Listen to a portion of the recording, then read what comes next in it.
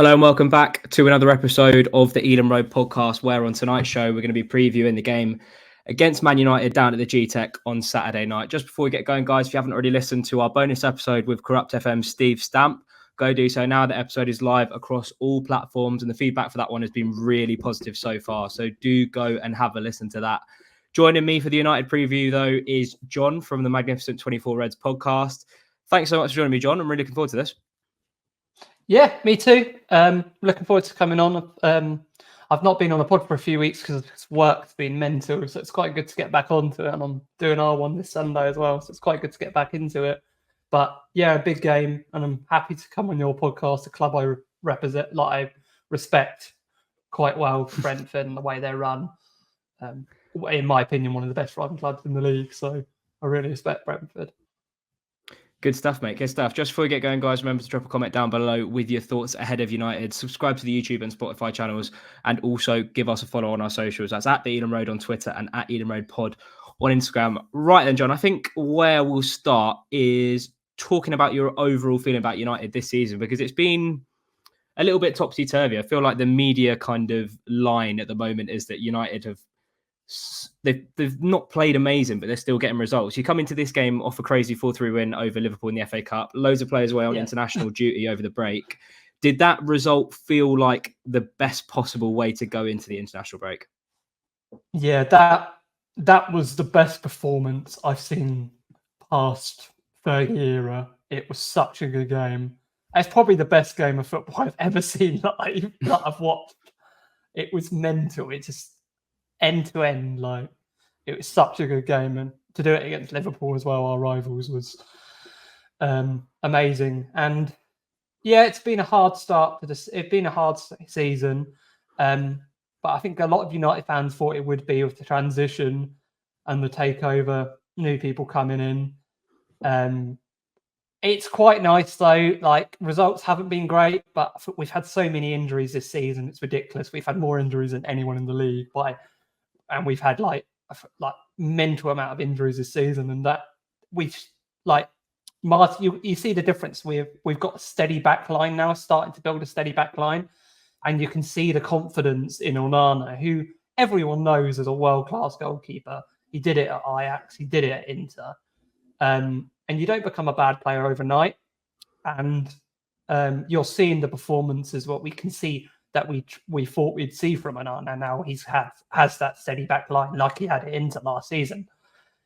There's a few players there that future is up in the air, but a few players who the future of the club is. But I'm talking about Højlund. What a player we bought in. He's only getting better and better. We really missed him from the injury. I actually went to the Fulham game with some of my mates from the Mag. And we so missed him in that game. Kobbie Mainoo, best breakthrough this season. Probably, what a player. So happy for him to have his England debut. And what a performance it was against for England, for Southgate, and against Belgium. And Garnacho. I think those three are the three players that we rely on at the moment. And then Martinez, who's been injured most of the season, and that has been the big one, I'd say, is Martinez being out. It's situation around the left back as well. We're probably going to have to sign a left back in the summer because of. I love Shaw, but he's getting on a bit, and he's had quite a few injury problems since that big injury that nearly ended his career a few seasons back. So I love the player, but we just got to get someone in, and it looks like we all thought Malacia would be that player, but something's gone on there. He's touch wood. I hope I'm wrong. He might not play again. Well, what the rumours going around, so it's severe. He was meant to be back months ago, and just no one's seen him. So really weird situation there. But it's nice, the positivity around the club at the moment, even with the results going. It's the media who's on Ten Hag. Not the majority of United fans are backing Ten Hag, which, if you compare that to most managers in the past, we have thrown the manager under the bus, which is quite nice to actually back the manager for once. And I do think he's the right guy. I'm fully behind Ten Hag. So it kind of leads me on nicely to my next question. What's the mood amongst United fans going into the final run of fixtures? Because I want to talk about Ten Hag's sort of security in the job, and we can do that a little bit later. But is it very much positive going into these final sort of 10, 11 games? Yeah, I think it is. Players are coming back from injury. I think that will build confidence with that result against Liverpool. We're outsiders for Champions League, I think, especially with people are not sure what happens with the fifth yet. If that spot will go to England or to a foreign club like a foreign country like Italy or Spain. But at the moment, it's looking at, with the results in Europe, that it could be going to England. So that could be a big help for us in getting Champions League football next season. Changes in the back. I've said for years that the problem with United is it hasn't got a football structure. And that has been the issue for so long. And we're slowly building that structure with Barada coming in from City, who was lined up to be the new CEO of Man City in the future, and obviously Dan Ashworth. And we're building a football structure of really good people, and we've had bankers running our club for the last 20 years, and it's a positive, and you can't not say it's not. So we've just got to look forward to it and see. Hope Sir Jim brings the right people in. Yeah, I mean, you mentioned Ashworth and Barada coming in. There's obviously going to be a lot of sort of structural change around the club. And it looks like you said, it's the Glazers, although there was success at the start, it's kind of teetered off in recent years, especially with the kind of the stuff about them taking dividends out of the club and the fact that they don't put any of the money into the club themselves. But just on Erik Ten Hag's future at United, obviously this week you've said that this is just media links, but Gareth Southgate and his England coaching staff have been heavily linked with the job. I even saw a rumour, which I think was complete bollocks, that Thomas Frank was actually linked with the United job as well. Yeah. Do you think Ten Hag will be in charge? Go on. Yeah, and the Wolves manager as well as a coach. Apparently, he's going to leave being the manager of Wolves to be a coach. It's all bullshit. They're guessing. I think we United as a club have been really predictable in the past. It was predictable we were going to go after Jose. It was predictable. We knew for months we were getting Ten Hag. We knew for months we were getting Louis van Gaal. And because there's that uncertainty around the club, the media want a story. And if you believe that, Barada came out of nowhere. Mm-hmm. No one expected Barada to be announced as our newest CEO. We thought it was going to be the other guy who's got another role with Ineos, who used to be CEO at Juventus and PSG, but he's got like a CEO role for Ineos instead. But that came out of nowhere. And we've been so predictable in the past. I think it's just media trying to get a story. And I think it's so hush, they don't know what's going on. Yeah. I think, with big clubs, I was reading an Athletic article the other day about sort of how these sites based around the world make money off sort of clickbait articles, and they make a lot of money doing it. But yeah, there's definitely, the rumour mill is definitely swirling. What's Erik Ten Hag staying in the job contingent on? Like, say United finish outside the top 4 this season and they get knocked out of the FA Cup. Is he still in the job? It's hard to say, because you're always going to have that new owners coming in. They want their own man. But I don't see a better option out there, even if you were going to get rid of Ten Hag. I think he's a quality manager. He's just had bad luck. What he's had to deal with in the last 2 years, Ronaldo, Sancho, the takeover, is probably more than some managers had to deal with in their whole life in the last 2 years. And majority, he has made the right decisions. I think the only thing you can question him on is potentially transfers, but that wasn't his job at Ajax. He's coming to United with a mess of a structure that he doesn't trust. the people in charge to make the signings. So he's recommending these players when that wasn't his job at Ajax. He had Van der Sar and I can't remember the Overmars, as the CEO, director of football, and they brought the players and they did a really good job for Ajax. But he's come into United a mess around the takeover, not knowing what's going to happen. He's had to make those decisions, and I don't think he wants to do that. I think he just wants to be a coach, and I'm hoping I'd be scared to see what he does if he went somewhere else under a structure and we didn't give him a chance under a proper football structure.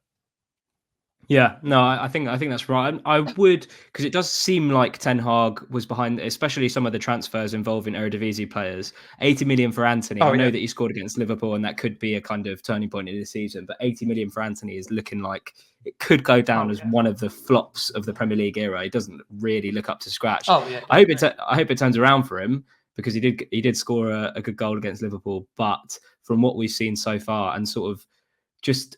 Maybe he was. I know Eredivisie is a different league, and obviously he was used to being top of that league with Ajax. But I would question his plundering of that league, considering it is normally just Ajax. What I also mention as well, with the stability around the takeover and what's going on, a lot of his site, he's had to bring a lot of loans or free agents in because the club have said this is what you're getting. So he had to bring Ericsson in, who obviously know very well, and maybe he'll come back to you in the summer, because I think we are going to be letting him go. He was obviously class for you, and we signed him. He was free agent. The first season he did well, but it's just his legs are gone, and that's the issue for us. But and then we've had to bring in loans to cover midfield and up front with Weghorst last season. And they're not United signings, but the funds weren't there because they thought they were leaving permanently, but I think they will. I think I'll openly say I think the Glazers are going. I think this is a short goodbye, a long goodbye for the Glazers. I think it's a 25% to a view to a permanent takeover for Sir Jim. If you read all the documents, it points towards that way. And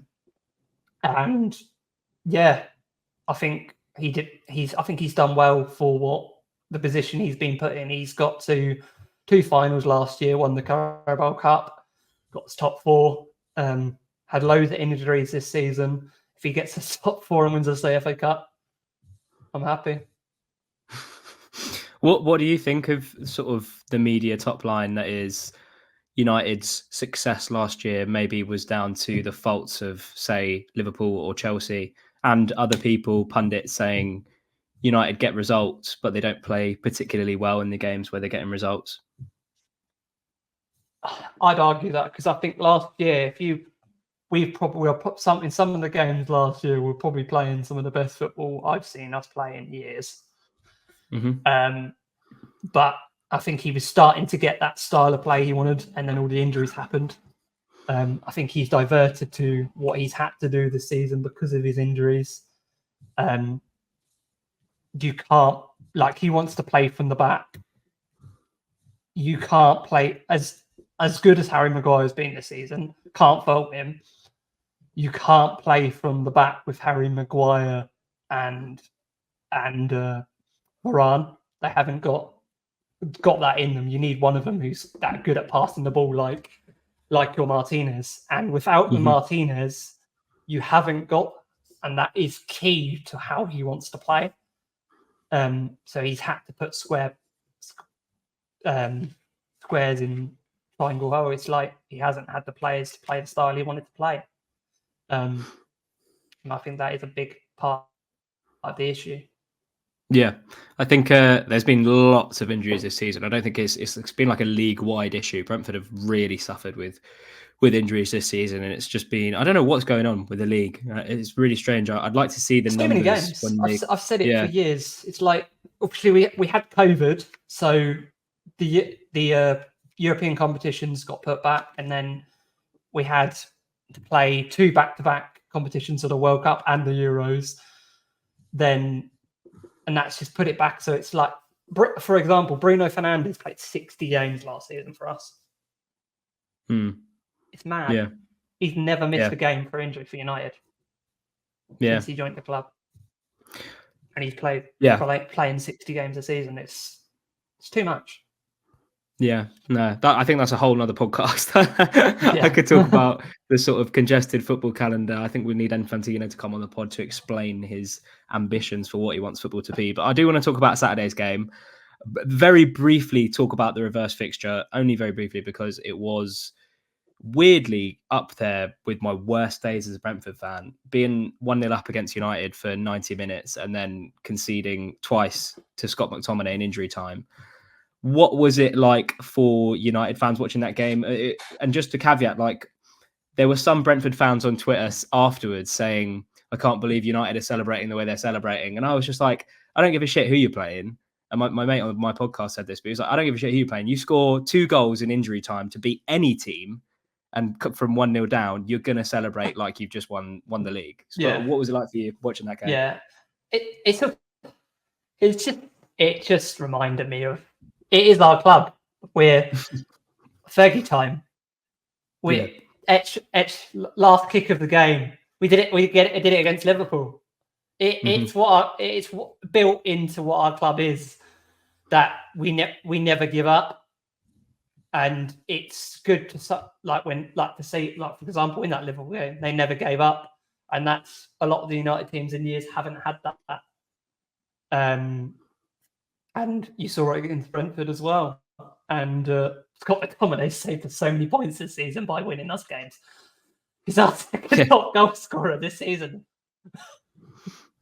Which is mad. I know. But never thought you'd say that.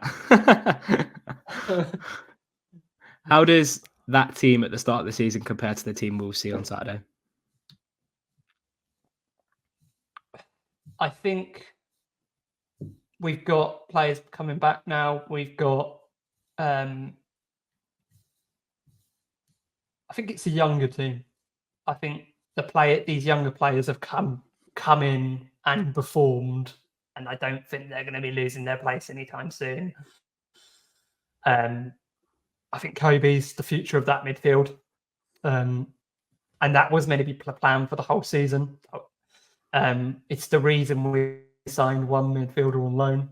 Ten Hag wanted 2, but he had a lot of faith in Kobbie Mainoo, and he played Kobbie Mainoo through pre-season, and it was meant to be starting from the start of the season. I 100% agree. I think that was his plan, and then he got injured in pre-season.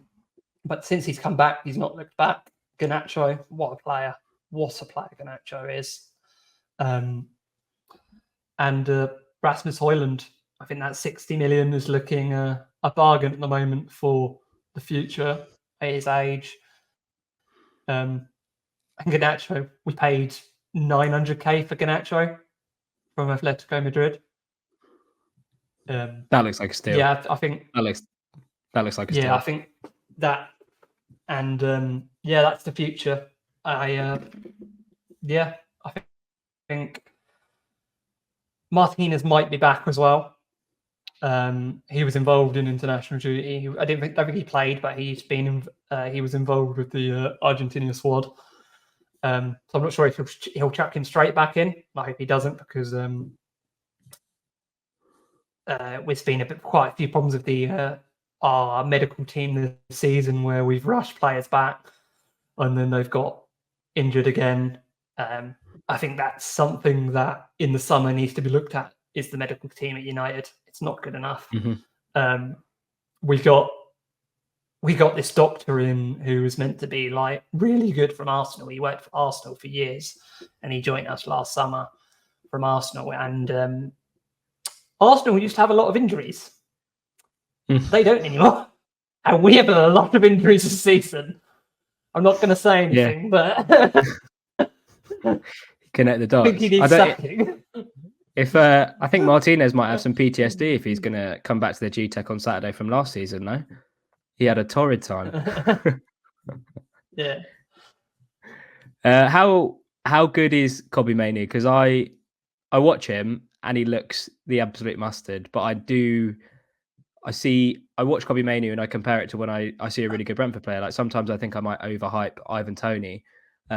Obviously Ivan Toney's a lot older than Kobbie Mainoo, but there is so much media pressure around the kid, and obviously he made his England debut against Brazil, but he made his first England start last night and he won man of the match. How good is the kid? I haven't seen a player as good coming out of our system in a long time. He's not pulled a finger wrong since he got in that team. He's generational talent in what I've seen of him. He'll take on like 4 players at once with ease. It's like, and just not only as a United fan, but an England fan as well. I am excited to see that partnership grow with him and Bellingham, and then Rice behind. I think that's going to be such a good midfield. But yeah, I can't say enough good things about him. He scores. He's strong. I think he will only. I think he could maybe put on a bit more muscle, but that will come with time. But yeah, what a player! Yeah, no, he does look really good. Obviously, still very young. I'm not sure if Southgate will trust him to start in a 3 at the Euros with Rice and Bellingham. If the past is any bearing on whether Southgate takes risks or not. Yeah, I would probably suggest he'll definitely be in the squad. Yeah, I think he'll be on the plane. I'd like him to play, but I don't think he will. What kind of game? I think we'll round it off with this one. What kind of game are you expecting on Saturday? I think it's going to be a hard one. Brentford are a good team. They've always given us a good game. But I think you've got us on a high after our performance of the year, probably our best performance since Fergie retired. I think the players are still going to be a high on that. I think Kobbie's going to be on a high after his debut for England. I think we'll get the job done. I reckon about 3-1, but I think it'll be a hard game. I think Toney will score for you. Yeah, we don't struggle to score to Brentford. I think we score quite a lot, but it's just the matter of conceding. I think the only way we tend to win games is by outscoring the opposition as opposed to kind of 1-0 wins. We haven't kept a clean sheet in God knows how long. But yeah, no, I think I'm expecting a good game. We've got a few bodies back. I don't think Ethan Pinnock will be back, but I know that Brian Mbeumo is going to be back. Hopefully Kevin Schade will make an appearance. But yeah, I'm expecting a good game. It's probably a good time to play you as opposed to if we played you before the international break and then it was like right after the 4-3 win against Liverpool. Yeah. Maybe I'm hoping that will work in our favour, but let's hope for a good game more than anything and hopefully 3 points. Just my guys will tell me off if I don't. If anyone follows United, make sure to check out the mag as well. We've got some good content coming out soon. We've got we did a very special Munich memorial podcast by Phil, one of our members, in February. We do a podcast most Sundays, and we've got a lot of content coming up soon. You can find us on Twitter, Killian, me, Benno, Dazza, and Phil. And yeah, if you like United content, we're all about that. And real United fans, that's our motto. We're not like there's certain channels out there. There's a lot of United channels out there, but they are a lot of them are out for the clicks. If you know what I mean. We're just United fans who love talking about our club.